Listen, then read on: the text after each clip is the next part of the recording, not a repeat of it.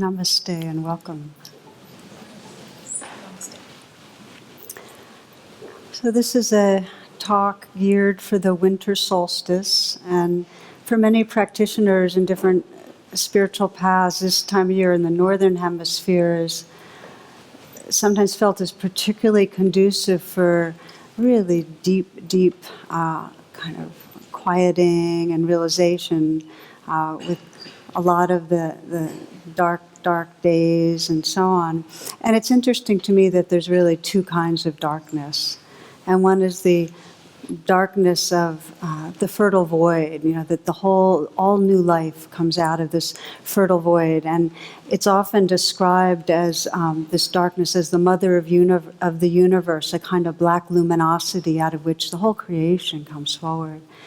And then, of course, the second kind of darkness is the shadow of that, which is the darkness of unconsciousness and ignorance, and the not seeing of truth, the not seeing of really who we are and who others are. And in that not seeing, there's the potential to violate others, to violate ourselves, to violate the earth.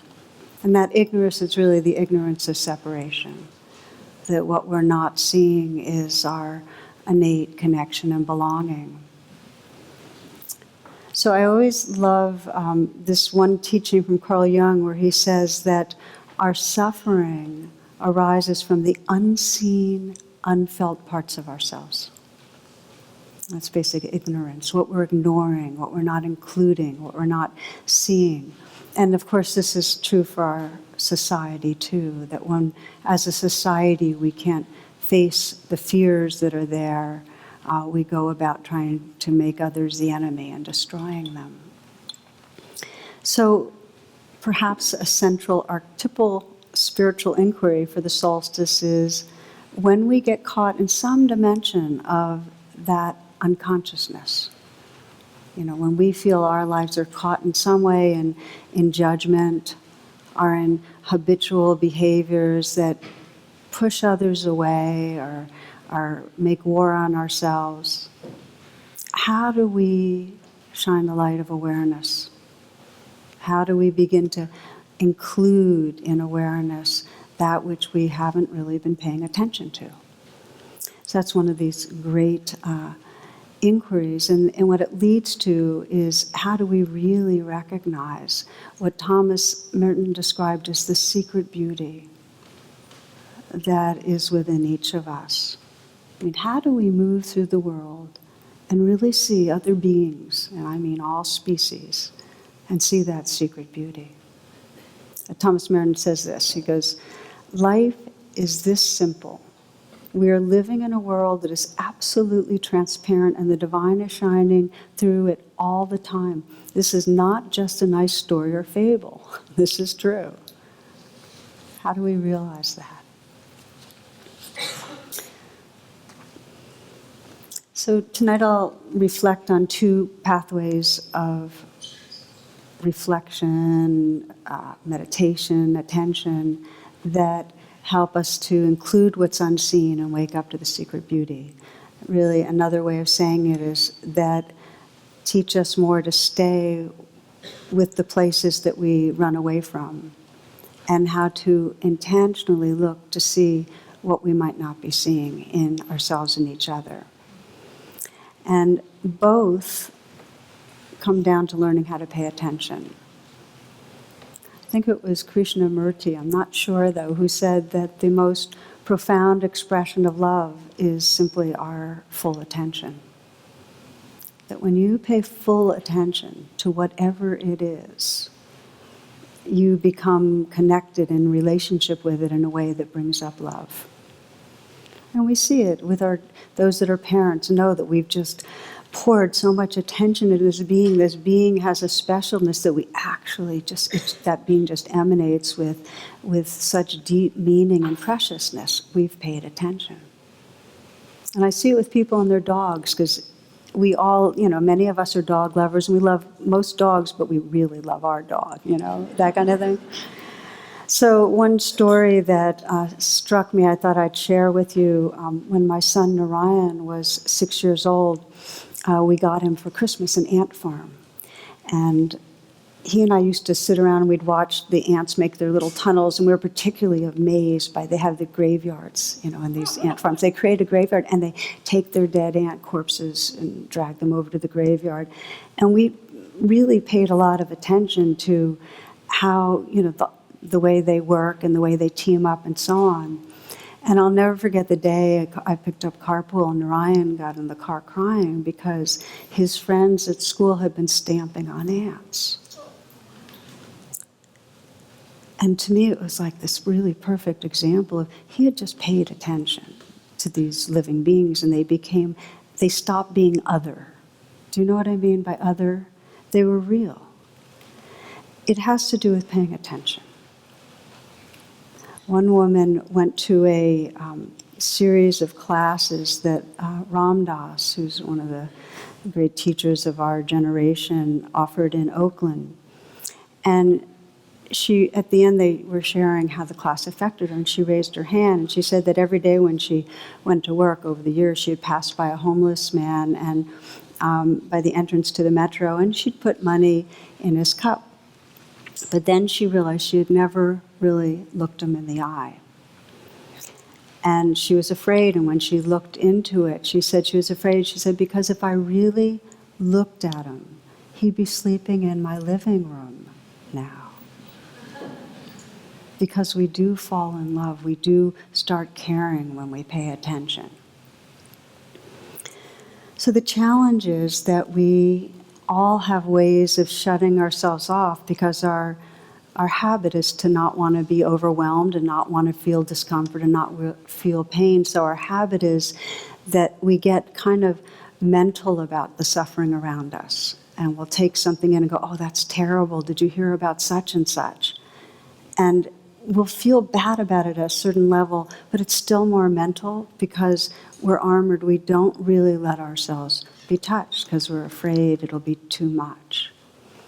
And if there's trauma, it's true that we can get overwhelmed, and that for some people there's that kind of sensitivity that we do need to be careful. But for most of us, it's more a habit of defending our hearts. And when we stay cut off, we're not connected to our inner realness either. It's not just unreal other. There's also our whole being is not awake. We're not open in our hearts. And then when we feel threatened, rather than feeling what's there, we lash out. We go right into blame. And I remember as this story of a little girl talking to her teacher about whales, and the teacher said, well, it's physically impossible for a whale to swallow a human because the throat's too small. And the little girl stated, well, Jonah was swallowed by a whale. And so the teacher was irritated and reiterated, a whale can't swallow a human. It was physically impossible. And then after a pause, she said, well, when I get to heaven, I'll ask Jonah. And the teacher said, what if Jonah went to hell? And the little girl replied, well, then you ask him.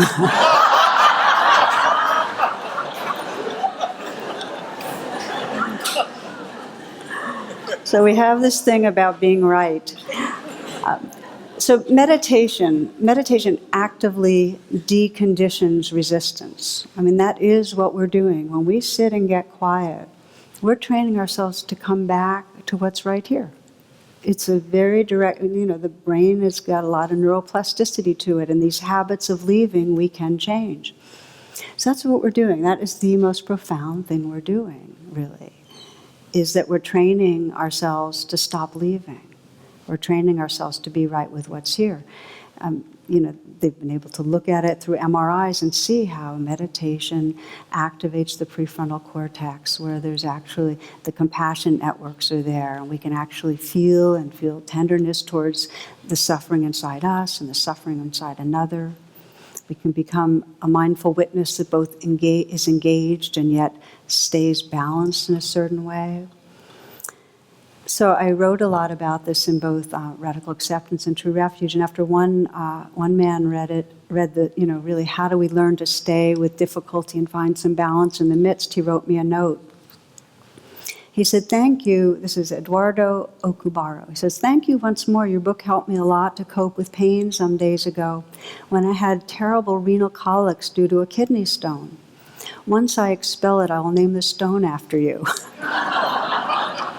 It was the greatest honor I've ever had. So the alchemy of compassion is that when we do pay attention, whether it's to the ants or to the suffering inside us, when we really get their suffering, in other words, when we don't say, oh, but I should have done something different, or oh, other people suffer more, but we just get nice, really clean and direct, ouch, this hurts. This being is hurting. There's a natural tenderness that arises. That's the alchemy of compassion.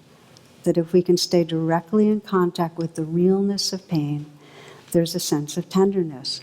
And I find that when people start doing it with themselves, and then get how often they've been caught in suffering, there can come a kind of soul sadness, where there's a sense of our incarnation and how it's been squeezed in a certain way by being down on ourselves or ignoring ourselves. And it's actually the beginning of real transformation. Same thing when we pay attention to each other. If we really are willing to stay, if we're really willing to look at another and wonder, what's it like for this person? We don't do that much. We're pretty self-centered, and I'm not meaning that as judging ourselves. It's just the habit of the mind. But we can see what happens in a more societal way. And I keep going back in my own mind to the sea change that happened in relating to the Syrian refugees, when so many of us saw that one image of a drowned boy, the Ayhan Kurdi boy who, on the shores of Turkey, that one image opened the doors of hearts and of countries.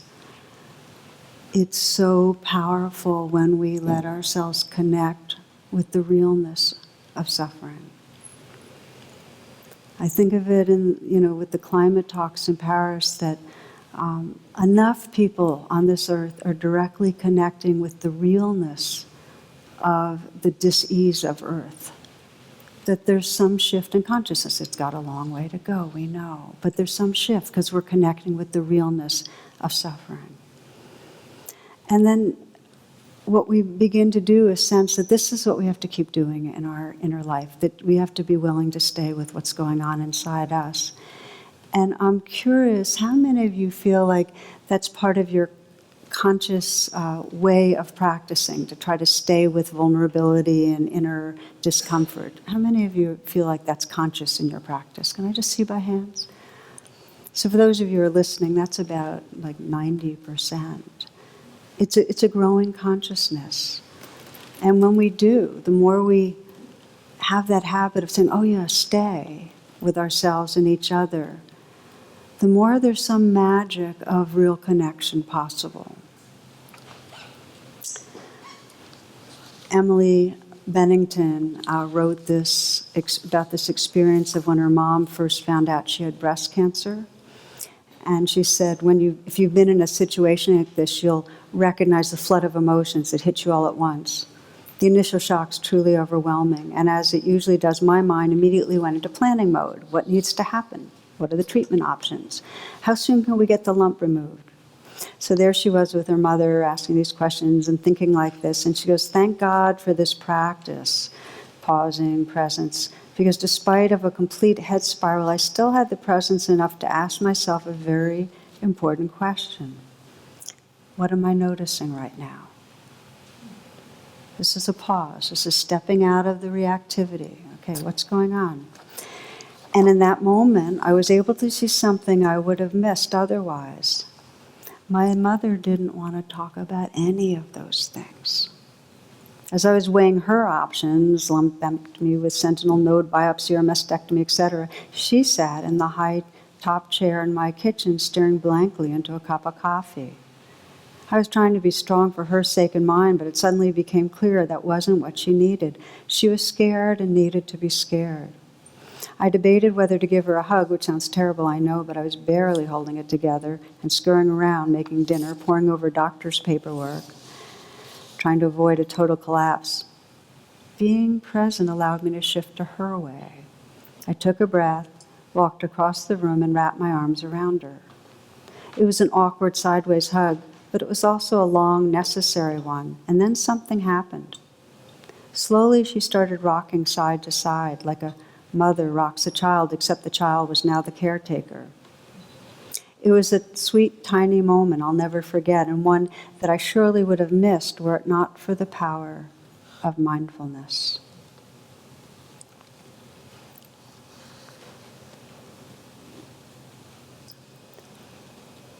Learning to stay opens up the space that gives us our life. That's when it becomes real with our inner life, with others. So we'll just do a brief reflection on this, because this is the first pathway.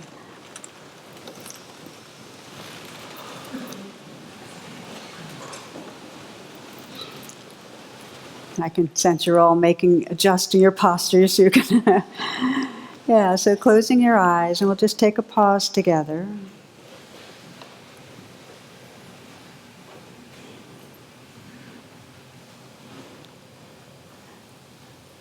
And just notice what's right here. What is happening inside me right now? That question. And can I let it be? Can I let it be just as it is?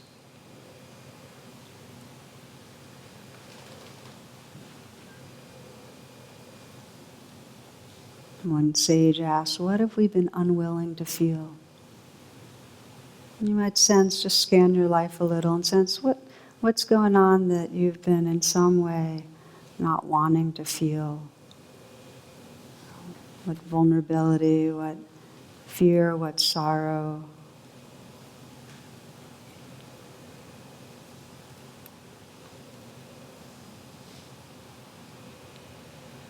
And for these moments, let your intention be just to stay a bit, to offer that attention that can truly transform.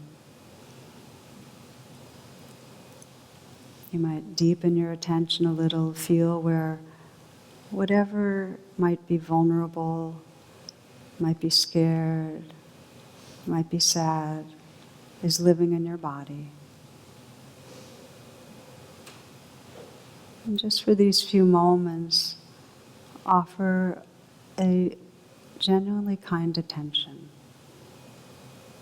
And that means that if you'd like to also offer a gesture of kindness, that can be a really powerful part of staying, just simply putting your hand on your heart or your cheek, 2 hands on your heart, so that you're really communicating inwardly, I'm here right now, I'm here.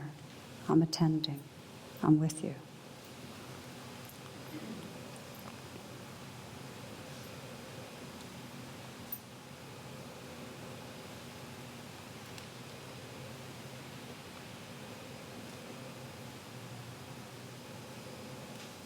Notice what changes in just a few moments of offering attention to something that you might habitually pull away from.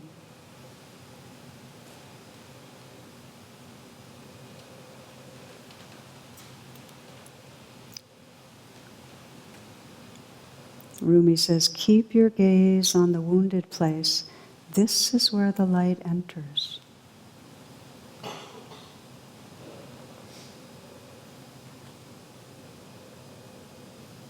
Sensing what happens as you offer your presence. And perhaps noticing more of what I sometimes call heart space. That you're resting in a more open, tender awareness.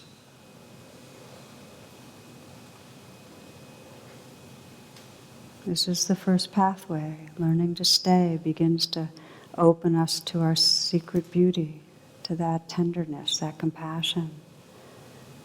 Or as Thomas Merton says, to the divine that shines through.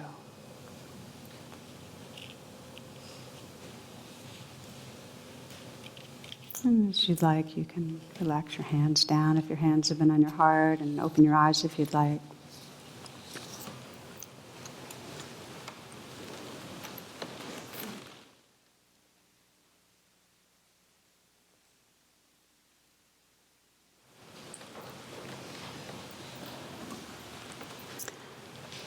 So the first pathway is very intentionally staying with what we run from, and then in that staying, discovering the tenderness, the heart space that's there, that facet of secret beauty. The second one is to begin to intentionally look toward what some people describe as our basic goodness, others as just the beauty of heart and awareness itself. And the challenge of that is that we are deeply conditioned to fixate on what's wrong. And that's part of our survival conditioning. It's the negativity bias. So that we move through the day, and a lot of the time, in some way, it's as if we're trying to solve a problem. We're living inside the idea that there's a problem here. And sometimes the problem's directly what's going on with me, and sometimes it's you. But in general, that's what our attention focuses on.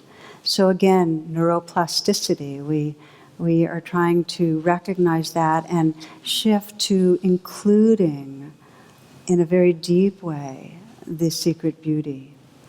So we have to begin to notice the patterning. And when I saw this is one called Dogs in Conversation, and one dog saying, well, I had my own blog for a while, but I decided to go back to just pointless, incessant barking.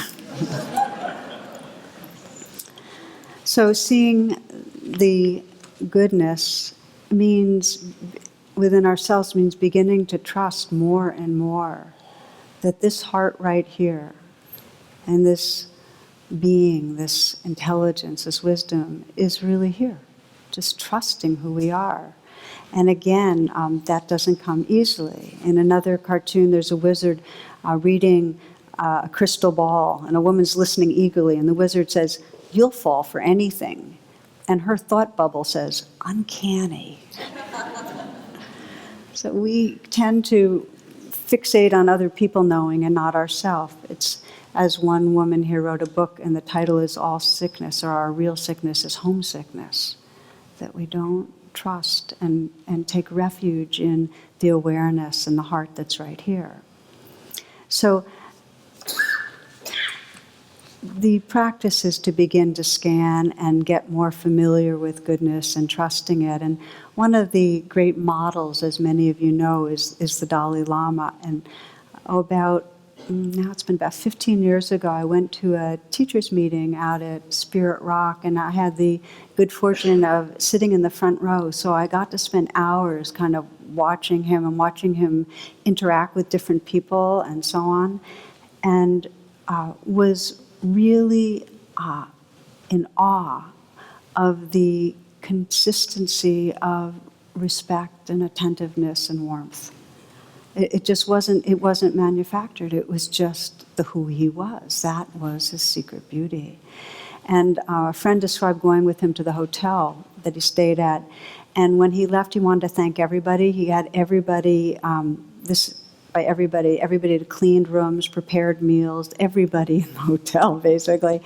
And he went and thanked them all. And then the Secret Service were making comments, that the ones that have been assigned to protect him. Now, these are people that have been protecting heads of states and prime ministers and so on. And they said, there's something different about the Dalai Lama. He treats us as if we're special.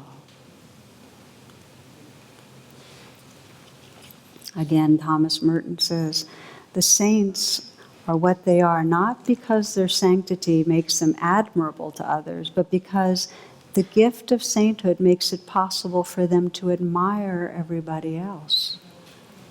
Yeah.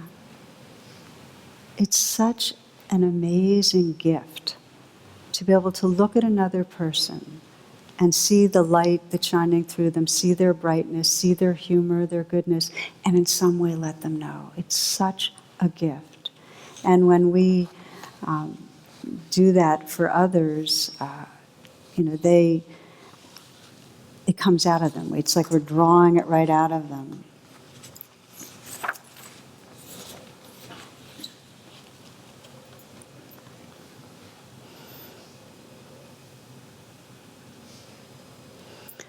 there's many, many practices of seeing the goodness. Some of the basic principles are start where it's easiest.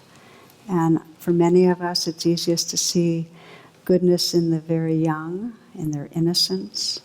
So I thought I'd read you a few of children's teachings on love, just to begin to warm us up to seeing goodness a little more. And this was questions that were given to children ages 5 to 10 about love. And one was, why love happens between two particular people. And the response was, I think you're supposed to get shot with an arrow or something, but the rest of it isn't supposed to be so painful. That's Harlan, age 8. What is the proper age to get married? First answer, 84, because at that age you don't have to work anymore and you can spend all your time loving each other in your bedroom. That's Judy, age 8. The second answer, Tom, 5. Once I'm done with kindergarten, I'm going to go find me a wife.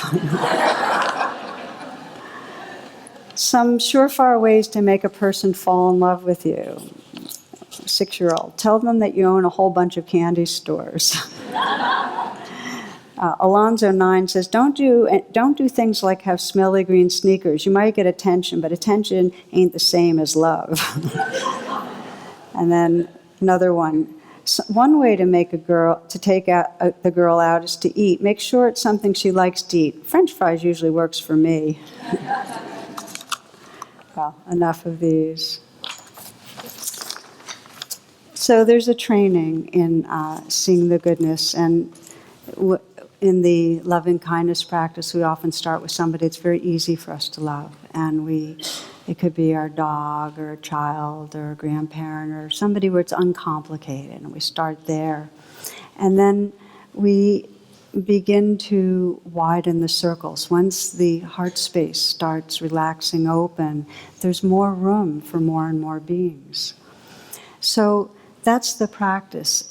And where the training gets challenging, and this is going to be the last part of what we're going to explore, is that, as I mentioned, when we get triggered, when we get armored, then we have to be able to see past our reactivity to the real human that's there.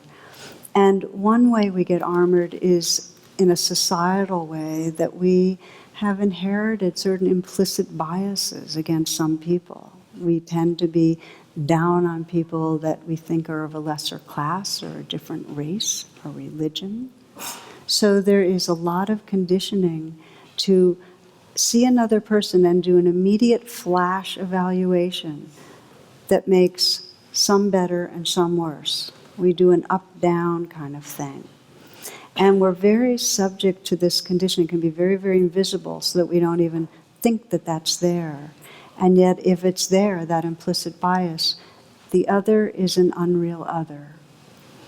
And I want to share with you a story I share once every year or two that had probably more effect than any other story in having me dedicate more deeply to waking up from that. So you can sit back, and if you've heard it before, maybe like me, it can be like a good poem, a good reminder. And it was told by a Unitarian minister who was describing during a family trip what happened. The trip was on Christmas Day. She was traveling with her husband and 2 children, and they stopped at a restaurant that was nearly empty, walked in, and her 1-year-old, Eric, was in a high chair. And she heard him squeal with glee, and he's saying, "Hi there, hi there." These are 2 words he thought was one. And his face is alive with excitement. And then she says, "I saw the source of his merriment, and my eyes could not take it in all at once. A tattered rag of a coat, baggy pants, both they and the zipper at half-mast over a spindly body, gums as bare as Eric's, hair uncombed, unwashed, and his hands are waving in the air, flapping about on loose wrists. 'Hi there, baby. Hi there, big boy. I see you, Buster.' My husband and I exchanged a look that was a cross between 'what do we do' and 'poor devil.' Eric continued to laugh and answer 'hi there.' Every call was echoed. This old geezer was creating a nuisance with my beautiful baby. I shoved a cracker at Eric, and he pulverized it on the tray. I whispered, 'Why me?' under my breath. Our meal came, and the nuisance continued. Now the old bum was shouting from across the room, 'Do you know patty cake? Attaboy, do you know peekaboo? Hey, look, he knows peekaboo. We ate in silence, except Eric, who was running through his repertoire for the admiring applause of a Skid Row bum. Finally, we had enough. Dennis went to pay the check and implored me, get Eric and meet me in the parking lot. I trundled Eric out of the high chair and looked toward the exit. The old man sat poised and waiting, his chair directly between me and the door. Lord, just let me get out of here before he speaks to me or Eric. I headed towards the door. It soon became apparent that both the Lord and Eric had other plans. As I drew closer to the man, I turned my back, walking to sidestep him and any air he might be breathing. As I did so, Eric, all the while with his eyes riveted to his best friend, leaned far over my arm, reaching with both arms in a baby's pick-me-up position. In a split second of balancing my baby and turning to counter his weight, I came eye to eye with the old man. Eric was lunging for him, arms wide open. The bum's eyes both asked and implored, would you let me hold your baby? There was no need for me to answer since Eric propelled himself from my arms to the man's. Suddenly, a very old man and a very young baby were involved in a love relationship. Eric laid his tiny head on the man's ragged shoulder. The man's eyes closed, and I saw tears hover beneath his lashes. His aged hands, full of grime and pain and hard labor, gently, so gently cradled my baby's bottom and stroked his back. I stood awestruck. The old man rocked and cradled Eric in his arms for a moment, and then his eyes opened and set squarely on mine.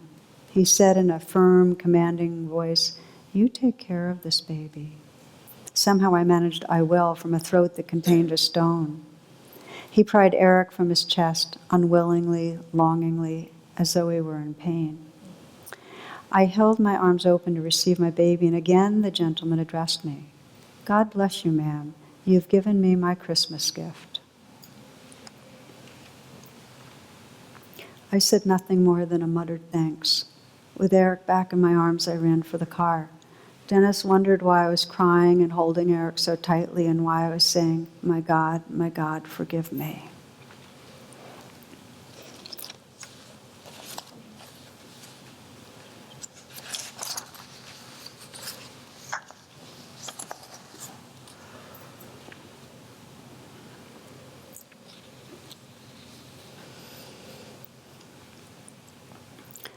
After I listened to that, I just went through this kind of scan of my life and how many people I just hadn't seen. I had kind of put into a category and,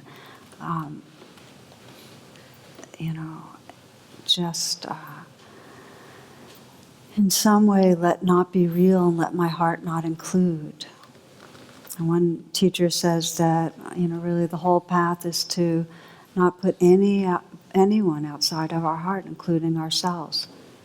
And that doesn't mean if somebody is got violence or whatever, that in our day-to-day functioning we put down our self-protection, but it means that our care is there. We shut down. So it takes a commitment. It takes an active commitment to wake up from our conditioning.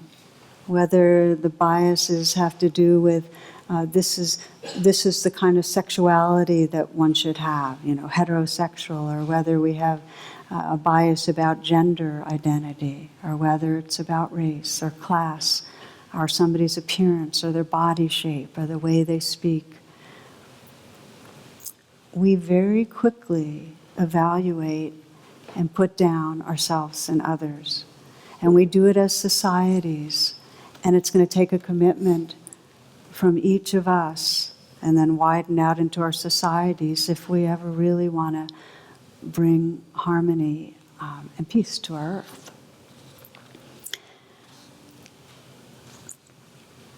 So the training begins right where we are with the people around us. I remember my first supervisor when I was training in psychology, his practice was, and he termed it this way, and this was decades ago, to see the beloved in everyone and to get really, really astute about seeing patterning and conditioning. But he knew that if he could honor the goodness, that he could help take a look and shine a light on any conditioning and help a person wake up out of it. That's the way we operate. This poem is by Christy Sharshell, who just put together a poetry book. It's a beautiful poetry book. And it describes in this poem some of the practices that we can take on if we really want to begin to override our conditioning. And some of it is to see who's there, and some of it is to let other people know we see them.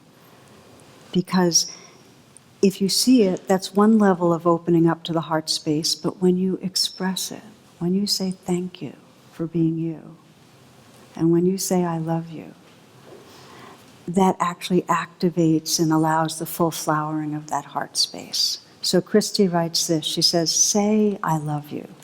Say it randomly to the people closest to a stranger on the street, to yourself in the mirror. Tell someone what you love most about who they are. And then another thing, there can't be too many. Just say it out loud. Watch it light them up. Watch it light you up. Say I love you. Say it again and again, because everything else is just idle conversation.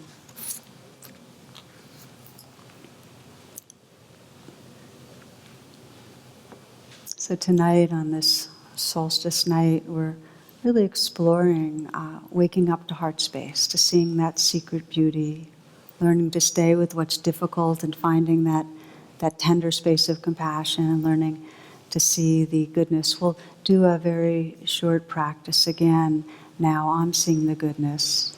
If you will, just come sitting in a way that allows you to deepen your attention.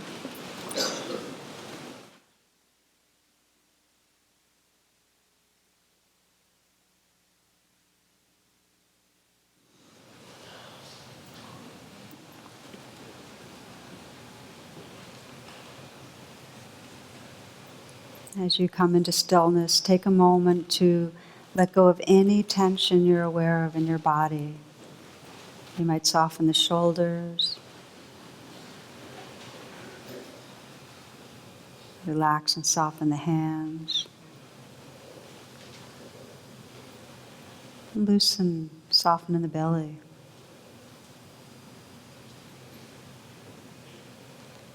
And just take a nice full breath.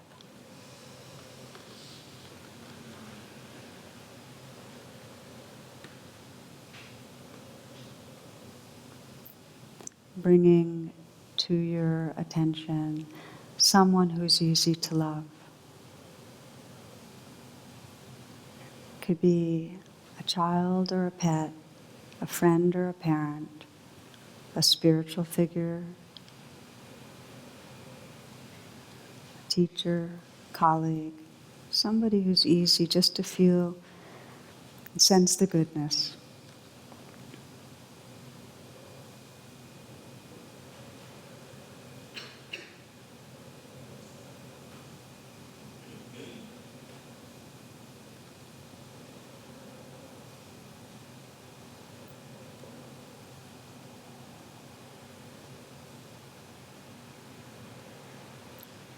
Be aware of what it is that brings up your sense of appreciation, the gleam in the person's eyes or the way they show love to you, the brightness, beauty, humor, aliveness.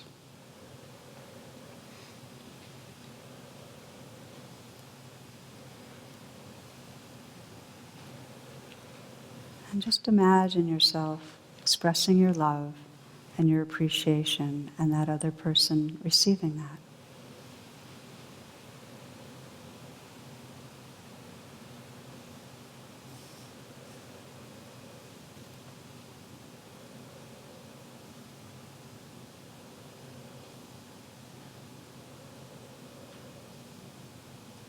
And as you feel that and sense that, sensing that person's secret beauty and your own secret beauty, that loving heart, that appreciative heart that's right inside you, sense that heart space widening to include others, so that in the next few moments, whoever comes to mind, just sense you're glimpsing secret beauty.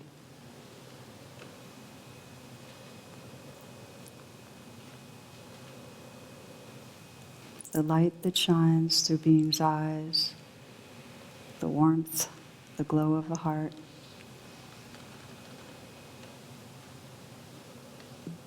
The look of aliveness when someone's happy. Their mischievousness, their humor, that basic sentience.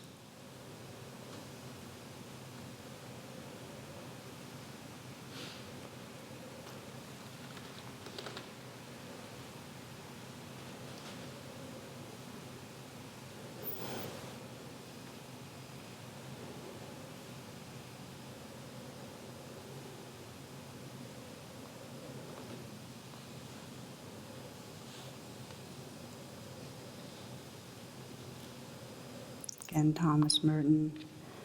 And it was as if I suddenly saw the secret beauty of their hearts, the depth of their hearts where neither sin nor knowledge could reach, the core of reality, the person that each one is in the eyes of the divine.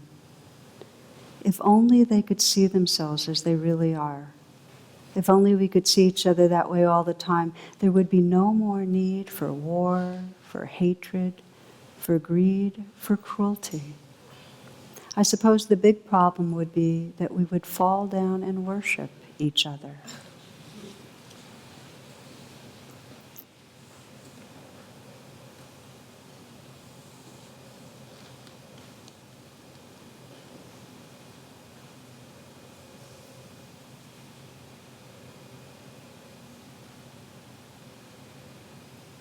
Closing by simply feeling the heart space that is attuned to that secret beauty and an expression of that secret beauty.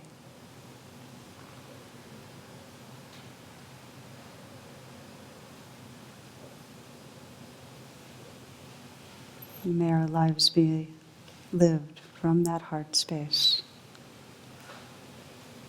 May all beings trust and realize loving presence. May all beings touch great and natural peace. May all beings be happy. May all beings be free. Namaste.